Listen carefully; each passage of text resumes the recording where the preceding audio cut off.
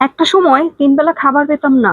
আলহামদুলিল্লাহ, আল্লাহ তাআলা এখন ৩ বেলা খাবার খেতে দিয়েছেন এবং অন্যকেও দুবেলা খাওয়ানোর তৌফিক দিয়েছেন। বাড়ির সামনে এক টুকরো জমি, সে জমিতে বিভিন্ন শাকসবজি চাষ করেই সংগ্রামী জীবনের এক ফালি আলোর সন্ধানের শুরুটা। জীবনের কঠিন বাস্তবতার সঙ্গে প্রতিনিয়ত লড়াই করে চলেছি। কয়েক বছর আগে ক্যান্সারে আক্রান্ত হয়ে মারা গেলেন স্বামী। আর সংসারের ভার এসে পড়লো আমার কাঁধে। ৩ সন্তানকে নিয়ে শুরু হয় আমার জীবন যুদ্ধ। স্বামীর রেখে যাওয়া এক টুকরো জমিতে পুঁইশাক, কলমি শাক, লাল শাক আর বিভিন্ন সবজি চাষ করে বাজারে বিক্রি শুরু করলাম। কিন্তু জমির পরিমাণ এতটাই কম আর শাকসবজি বড় হতেও যেহেতু ২-৩ মাস সময় লাগে, তাই চিন্তা করলাম এভাবে আর সংসার চলবে না। তাই বাজার থেকে পাইকারি রেটে সবজি কিনে আবার তা খুচরা বিক্রি শুরু করলাম। প্রথমে মানুষ আমাকে অবহেলা করতো, অনেকে বলতো মেয়ে হয়ে বাজারে শাক বিক্রি কি দরকার। কিন্তু সংসারটা আমার সংসারটা আমাকে চালাতে হবে। তাই আমি তাদের কথায় দমে যাইনি। নিজের কাজের প্রতি ছিল আমার অটল বিশ্বাস। প্রতিদিন ভোরে উঠে শাক সংগ্রহ করতাম, গ্রামের ক্ষেত থেকে নিজ হাতে তুলতাম, হেঁটে হেঁটে বাজারে নিয়ে যেতাম। শুরুতে আমার আয় ছিল খুবই কম, প্রতিদিন মাত্র ৫০ থেকে ৭০ টাকা। তবুও আমি দমে যাইনি।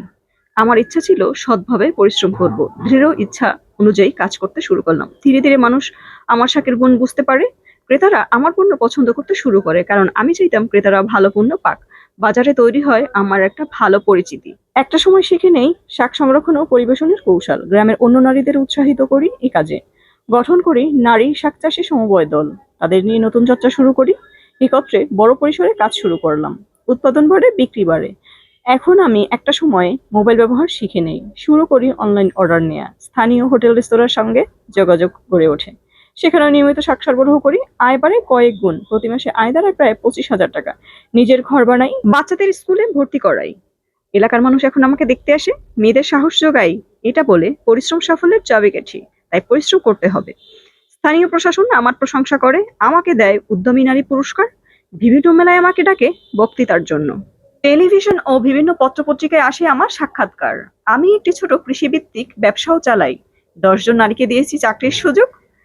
নিজেই শিখে নিয়েছি হিসাব রাখা, ব্যাংকে অ্যাকাউন্ট খুলেছি, সঞ্চয় করি, গ্রামের স্কুলে মেয়েদের নিয়ে সেশন দেই।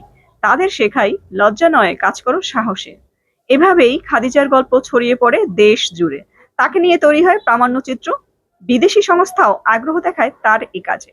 সে এখন স্থানীয় নারী উদ্যোক্তাদের আইডল।